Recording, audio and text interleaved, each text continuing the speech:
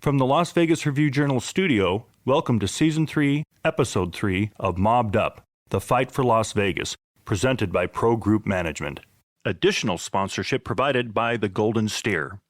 I'm John Katsalamidis, and I've covered Las Vegas since 1996. In Season 3 of Mobbed Up, The Fight for Las Vegas, I go one-on-one with Oscar Goodman, one of the last living legends of the mob era. A heads up before we dive into Season 3. Mobbed Up contains explicit content such as strong language and depictions of violence, including murder. Please be advised this podcast might not be suitable for all audiences. It's the time of year most people in the United States wait for, the time when the four major sports collide. MLB playoffs, NBA and NHL seasons kick off, and of course, football becomes synonymous with Sundays. But it wasn't always that way. In Las Vegas, a billion-dollar industry was born out of manipulation and mob ties. One of the key players who made it possible was Frank Lefty Rosenthal, aided in his success with the help of his trusted attorney, Oscar Goodman. It's a constant barrage of noise, from the high-pitched dings, coins hitting metal, bells ringing, and people cheering as they win. These are the sounds that give hope to those who spend hours getting lost at slot machines or tables. With no windows and no clocks, all sense of time is lost. There's a constant rhythm, almost like a well-known song, that happens when you step foot into a casino. Everything happens on a beat. Dice rolling, cards shuffling, bets being placed. The energy in the room is palpable. It's immersive. With money on the line, it's more than a night on the town. It's a way of life for the heavy-hitting gamblers. The first time you walk through a casino, that's as different as in its own way as the desert or Lake Mead is. Stan Hunterton, former special attorney with the Organized Crime Strike Force in Las Vegas. At the time, there was nowhere else in the country where you could walk through a casino. I'd say my dominant impression was the noise, the slot machines. But pull back the curtain, and there is an often overlooked dark side to the industry. A side that one of the most well-known criminal defense attorneys would get involved in, Oscar Goodman. The mob's hold on Vegas casinos started in 1945 with the purchase of the El Cortez Hotel Casino by Meyer Lansky, Benjamin Bugsy Siegel, Gus Greenbaum, and Mo Sedway. The mob was also behind several prominent hotels in the 50s, but it wasn't until 2 decades later that casinos on the Strip would see its most profitable era up to that point. The success put Las Vegas on the map for those looking to score cash and a lavish lifestyle quickly. One of those looking to profit was a man from Chicago, Frank Rosenthal, better known as Lefty because he was left-handed. But he never used that nickname himself, and people who worked with him, including Oscar Goodman, knew to only use it out of earshot. He even referred to himself in the third person. He referred to himself as Mr. Frank Rosenthal when he spoke. He never said I. He never said Frank Rosenthal. It was always Mr. Frank Rosenthal. And I'm talking about with people who were his confidants, his friends. It was always Mr. Frank Rosenthal. Rosenthal was widely hailed as an expert on sports gaming. After learning the ins and outs of underground sports betting in the bleachers of Wrigley Field as a child, he went on to work for the Chicago outfit as their head bookmaker. His knowledge became an asset to the crime organization. He was frequently arrested for illegal gambling and bookmaking, but only convicted once. His illegal activities drew the attention of the FBI, which opened an ongoing case file on Frank, 300 pages long. To escape the eye of authorities, the Chicago oddsmaker moved to Las Vegas in 1968, where he could operate legally in the sports bookmaking industry. To stay under the radar from Nevada's increasingly strict gaming regulators, various mob leaders used a frontman by the name of Alan Glick. He was granted a $62 million loan secured through the mob's control of the Teamsters Union. But after using the money to buy 4 casinos on the Strip, Glick was told Rosenthal would be running the operations. The Argent Corporation purchased 4 major casinos, the Stardust, Fremont, Marina, and Hacienda. Rosenthal focused most of his energy on the Stardust, which became one of the hottest hotels in the city. Rosenthal didn't take crap from anybody, and rightfully so. Here's a guy who at the Stardust was the first person in Nevada who employed female dealers. Mm-hmm. He's the one who built the prototypical race and sports book, the first one ever. Exactly. And brought Siegfried and Roy into the hotel and became an overnight success as far as their entertainment. Money came flowing in, allowing the skimming operation to grow exponentially. Before long, Rosenthal was on the radar of authorities and needed a lawyer, turning to a trusted man in the inner circles of the mob, attorney Oscar Goodman. This is Las Vegas Review-Journal's federal court reporter, Jane Ann Morrison. Frank Rosenthal gave him a cachet. It brought him other clients. People figure if they're going to hire him, he must be good. And so it did give him a reputation that went nationwide. And while I covered most of what he did in Las Vegas, he represented mobsters in Philadelphia. There were cases there. Goodman started representing Rosenthal in 1972 after Rosenthal was indicted on illegal betting charges. In 1975, a Las Vegas federal judge dismissed the indictment against him due to an illegal wiretap. The two men worked together in the decades to come. Lefty was always good to me. I had no problem with him. I flew around in a private plane. I ate the best meals. I had the finest cases.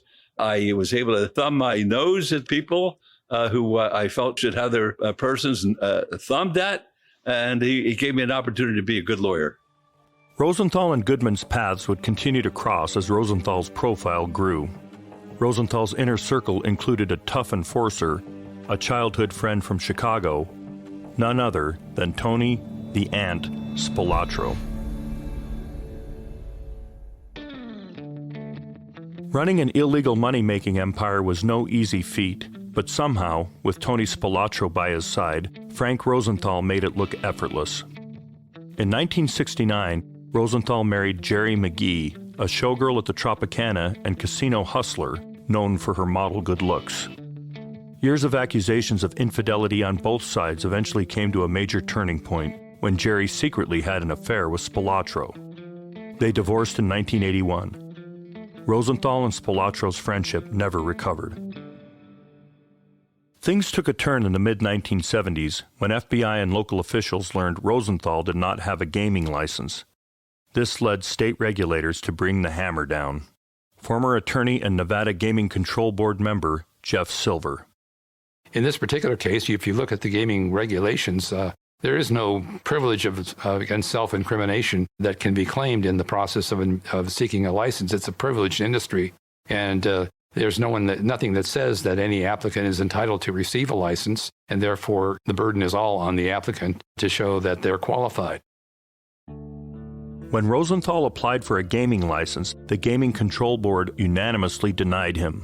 Then it went before the Nevada Gaming Commission for further review. In January 1976, during a 2-day hearing, Jeff Silver questioned Rosenthal vigorously during heated exchanges. If looks could kill, I was dead 15 times over, as he was staring at me. But the fact of the matter is that he did have this association with Tony Spilotro, who was a known assassin at that time. Even though he had not been convicted of any offenses, he was at least thought to be involved in a number of gangland-style murders. And Rosenthal himself was not a nice man in terms of how he conducted his activities in the casino. He would browbeat certain employees if they didn't meet his standards. The Gaming Commission denied Rosenthal a gaming license due to his mob connections and prior arrest record. It was the first attempt of many where he and Oscar worked together to comply with the Gaming Commission rules. Rosenthal applied for other licenses, such as Food and Beverage Director and later Entertainment Director. His attempts to get licenses under other titles continued thanks to a loophole in the law, but he would be denied. In the past, when the Gaming Control Board and the Gaming Commission had an objection to an individual, that was the end of the story. The corporation didn't want to buy any trouble from the Gaming Control Board and the Gaming Commission by defying what they thought was an issue regarding one of their employees. But contrarily, the Stardust Hotel kept Rosenthal on after his denial. and found other positions for him during the course of the next 3 years that would allow him to stay involved in the hotel and continue to receive money from the hotel for the services that he was rendering. In 1978, Rosenthal appealed to the 8th Judicial District Court of Nevada. He alleged that the decision of the commission violated constitutional provisions, was unsupported by any evidence, and was not in accordance with the law. It was a joke because I know for a fact that one of the fellows who worked for the Gaming Control Board, Phil Hannafin, one of the 3 Gaming Control Board members, said to Rosenthal, Frank, I promise you a fair hearing. Rosenthal testified at each hearing and was given the opportunity to explain certain past alleged criminal activities and argue his position. 17 witnesses testified on his behalf, and 7 supporters wrote letters attesting his good character and reputation. It was puzzling to me because in the short time that I was on the Gaming Control Board, I did know something about the individuals who testified, and all of them were respected members of the industry. And I can only assume that there still was some influence that could be garnered from an organized crime type of an application and Tony Spilatro to make these people willing to testify. Las Vegas certainly had its share of colorful types during this particular area. Most importantly, we had accepted people with criminal backgrounds and organized crime affiliations into our community, and they became valuable members of our community. The district court said Rosenthal was not denied due process in the hearings before the State Gaming Control Board and the Nevada Gaming Commission, and that the plaintiff's work permit had expired. The man overseeing the proceedings was none other than the Nevada Gaming Chairman and future Senate Majority Leader Harry Reid. Reid spoke about the moment Rosenthal ripped into him at the meeting. This was during a 2016 interview with the Mob Museum. He's one of the few people in the world that I was actually afraid of, because I thought he was a killer. Harry Reid was going to do whatever Harry Reid wanted to do. He held the hearing on a Saturday and a Sunday, never done before, 2 days in a row on a weekend, and it was the antithesis of due process. It was a situation where he just went after him, and everything that, and I was there, I was part of it, everything that Rosenthal accused him of, Rosenthal was right. Rosenthal appealed the decision of the 8th Judicial District Court and took it to the Nevada Supreme Court in 1979. Once again, he was denied. Las Vegas Review-Journal's Jane Ann Morrison recalled the moment she crossed paths with Rosenthal. He had been in the grand jury, and I saw him, and I tried to walk and ask him some questions. And I will tell you this, the man had the coldest eyes I'd ever seen. He made me more nervous than Tony Spilatro made me. He was just that cold and that chilling. A version of Frank's heated argument with Reid would later play out on the big screen in the movie Casino, a film inspired by Rosenthal's rise and fall in Las Vegas over 14 years. His character, played by Robert De Niro, was named Ace Rothstein. What they made it seem to be in the movie Casino was that it was like a kangaroo court. The Gaming Control Board did, in fact, have a joint hearing with the Nevada Gaming Commission, which had not been done previously. The Gaming Commission said, do you have anything else to add, Mr. Rosenthal, to all the things cumulatively from the 3 hearings that he had been involved in beforehand? And he said no. His counsel said no. And so they went ahead and denied him quickly. And that was when the blow-up occurred in front of Harry Reid, who was on the Gaming Commission. They had a hearing, and that's the one that's depicted in the movie Casino. Mobbed Up, The Fight for Las Vegas, will be back after this. Can't get enough of the intrigue, drama, and excitement behind the history of Las Vegas? Live it by dining at the Golden Steer Steakhouse, the oldest steakhouse in Las Vegas and an old haunt of Tony Spilatro's. You know, the guy from the podcast you're listening to. The Golden Steer has been serving up famous and infamous customers since 1958, from mobsters to the Rat Pack, Muhammad Ali to Holly Madison.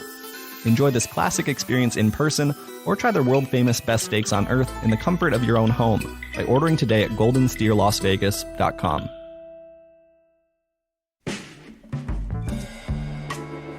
Frank Rosenthal's story had all the makings of a Hollywood hit, long before director Martin Scorsese released his 1995 film, Casino. The Oscar-winning film still serves as a reference point for those hoping to understand what real Las Vegas mobsters were like. Robert De Niro played the role of Sam Ace Rothstein, a character based on Rosenthal. It also brought his real-life attorney, Oscar Goodman, to the big screen, making his feature film debut playing himself. I had no idea that the movie was even being made here, and I got a phone call one day from Frank Rosenthal, the fellow who's depicted in the movie by Robert De Niro. He said, "How would you like to be in the movies?" I said, "I've always wanted to be in the movies, but I have a hard time memorizing." I said, "Frank," I said, "whoever is talking about me doing this, they have to know that I can't memorize." He says, "Don't worry about it." So I next get a phone call from Martin Scorsese. Now that's, when you're in the showbiz, that's like hearing from above. The mob attorney found himself now spending time on set with A-listers, including De Niro, Joe Pesci, and Sharon Stone.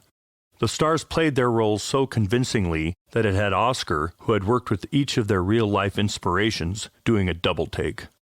I saw a rather diminutive fella standing with his back to me, and he had a crook in his left arm. That's a crook, like not a crook, but a crook. And he had a little briefcase, and it looked just like Tony Spilotro, who was played by Joe Pesci. Okay. And it was Joe Pesci, and you could not tell the difference. That's how close they resembled one another. It was extraordinary. It was eerie. When it came time for his scene in the courtroom, based on when he represented Frank Rosenthal in real life, Oscar froze. It's the hearing scene. And I stand up and, Mr. Chairman. And that's the only thing that I can remember, Mr. Chairman. Couldn't remember the next line. And apparently I was saying Mr. Chairman at the wrong time. But if you look at the movie closely enough, you'll see that so many of those who were in the audience and those who were like Don Rickles and Sharon Stone, they're all sitting there on the front and second row. They're getting up when they shouldn't. They're sitting down when they shouldn't. They didn't have a cue. So it was rough. And then De Niro, Mr. De Niro, Robert De Niro, who was the consummate actor, says, "Look, just take it easy. Just do what you would do when you're in court. You have nothing to worry about." I said, "But Mr. De Niro, I can't memorize." He says, "Well, look, we'll get you cue cards. There's nothing wrong with cue cards." He said, "Marlon Brando used them." I said, "If it's good enough for Brando, it's good enough for Oscar." He was famous for that. So they had the cue cards, and I had no problem after that. The movie got a lot of things right, including how Rosenthal miraculously survived an attempted murder. In October 1982, a bomb attached to the gasoline tank was detonated when Rosenthal started his car, a 1981 Cadillac Eldorado. It happened in the parking lot of Tony Roma's on East Sahara Avenue. People can still drive by that area today, now home to Hustler Hollywood, an adult gift shop. Rosenthal miraculously survived the blast because his vehicle had a steel plate installed under the driver's seat. But Oscar Goodman says there were some things that weren't accurate in the film, including the portrayal of Rosenthal's personal life. See, I would visit him at his home. Right. He was a night guy. His wife doted on him, and in the movie Casino, they had her as a dope user and a drunk. I've seen her drink, but I never saw any kind of dope.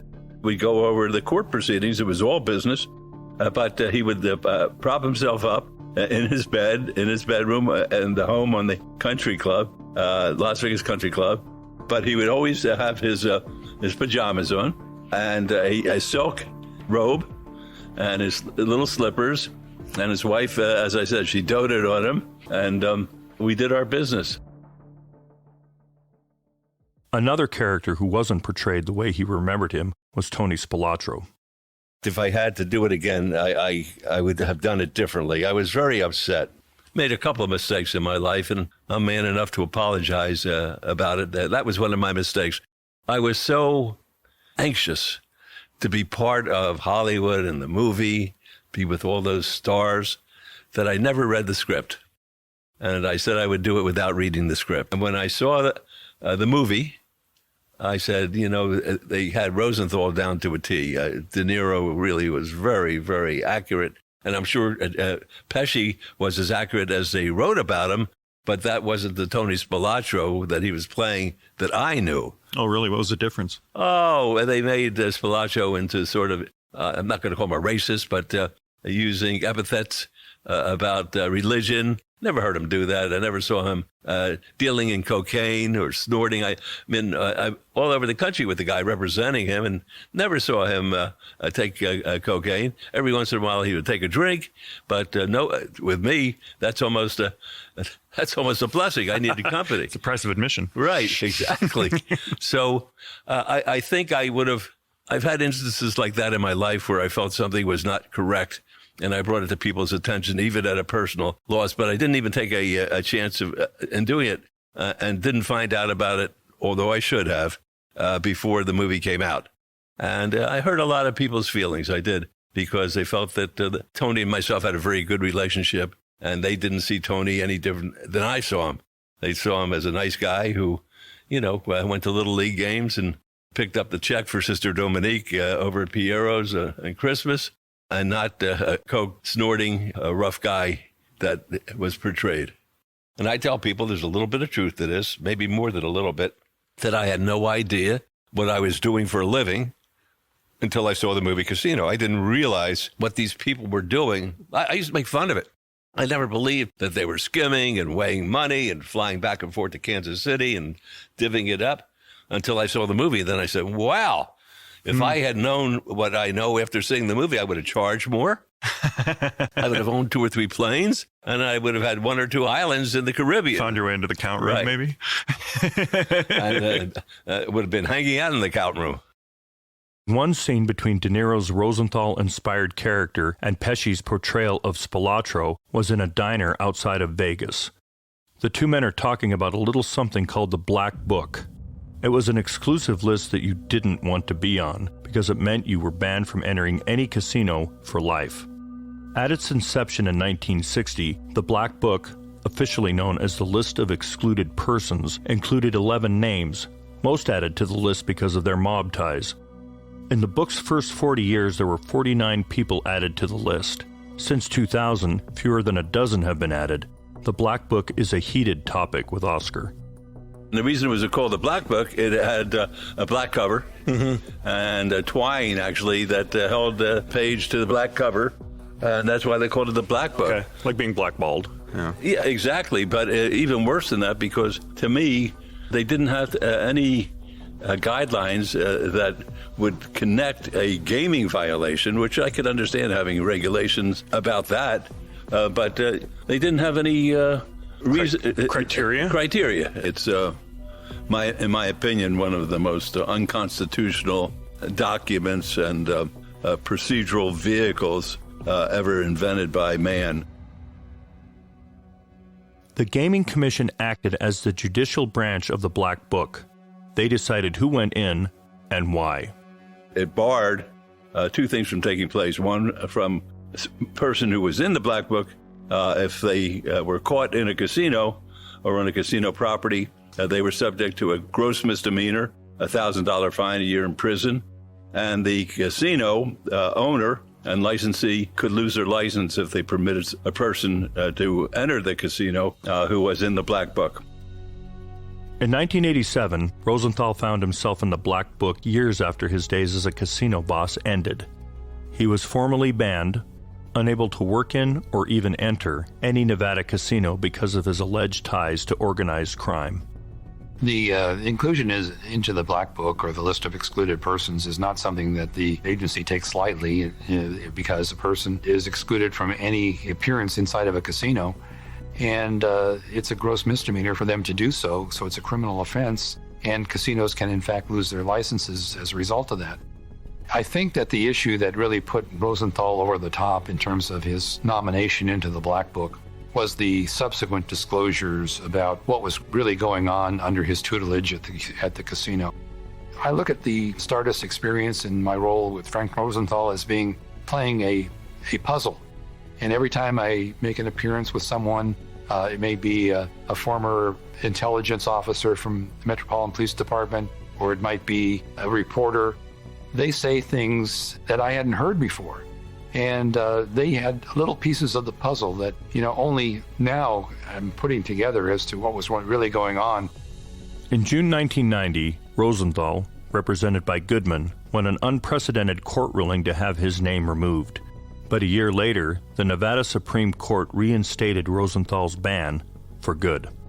So in essence, what Frank Rosenthal did was validate all of the laws and all of the processes that the Nevada gaming authorities were using in the conduct of gaming, which later became a model for all other jurisdictions that ultimately passed gaming regulations. So all of these rules and regulations were validated by virtue of Frank Rosenthal's insistence that he had been wronged by the state of Nevada. Do you ever consider making a formal challenge, a legal challenge to the Black Book? I mean, did you? I did it every day. I was challenging for all these people. They were real people who were being barred. It's still around, right? Still around, but now I think they realize the error and the sins of their way, because the ones that they nominate for the Black Book, number one, they say you're entitled to a hearing, even though the hearing is a joke. But number two, I can't think of. They don't put murderers in it anymore. What they do is they put people who have been convicted of cheating or obviously cheated at a casino. And those kind of people probably should go into some kind of a vehicle which would preclude them from coming into a licensed establishment. But to put a guy in there because he made a bad application for a loan because he didn't like him and his last name ended in a vowel, to me, they were completely out of line. Eventually, Rosenthal relocated to Southern California and then Florida, where he ran a sports betting website and worked as a consultant. He settled into civilian life until his death in 2008 of a heart attack at age 79. After his death, a headline-making discovery was made by Las Vegas Review-Journal reporter Jane Ann Morrison that Rosenthal was actually an informant to the FBI. I wrote the first story saying that Rosenthal had been an informant. And it was after Rosenthal died, and I got 3 sources, very reliable sources. They were unnamed sources, but I knew who they were. And they confirmed that he had been what you call a top echelon informant. Now, they did not tell me, and I still don't know, how much information Rosenthal gave them. Was he playing both sides? Was he maybe giving information to the FBI and giving not only the FBI, but the Gaming Control Board? He was also talking to them. So I've never gotten information on what he told people, but you have to remember, when everybody else was being indicted, Rosenthal was never indicted. Known for fiercely defending his clients in and out of the courtroom, Oscar Goodman did not agree with Morrison's account of Rosenthal's double life.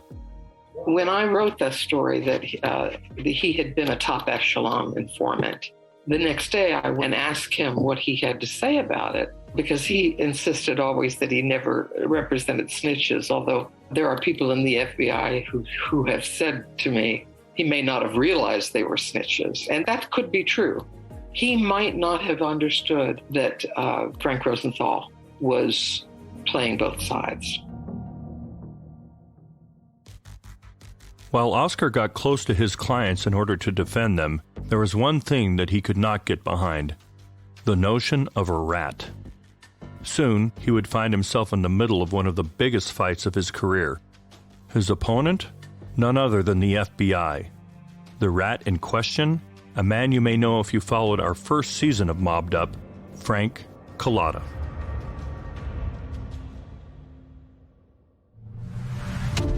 On Part 4 of Mobbed Up, The Fight for Las Vegas, a voice from the past returns to the series in a battle that continues with Oscar Goodman. When I finally start confessing to the murders or talking about them, then I know I was locked in. Tony Spilotro would say to me, whenever Collada would come around, stay away from this guy. He's a bad guy. I never consider myself an informant. An informant is a person that wears a wire and goes out for self-gratification to make money. I was a witness in trials that I committed the actual robberies. That was a death sentence, if you're a rat, yeah, to that whoever was,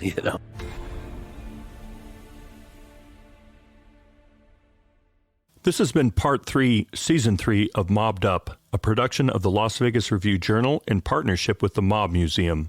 If you like what you hear, please subscribe to the series on Apple Podcasts, Spotify, or wherever you're listening right now. Also be sure to leave us a rating or review.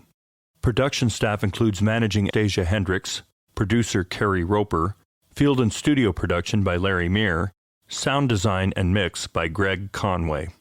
Special thanks to Oscar's Steakhouse in downtown Las Vegas at the Plaza for hosting us on site, and our guests, Jane Ann Morrison, Stan Hunterton, and Jeff Silver. To learn more about Mobbed Up, visit lvrj.com/podcasts. I'm Review Journal columnist John Katsilometis. Thanks for joining us, and we'll see you on the next episode.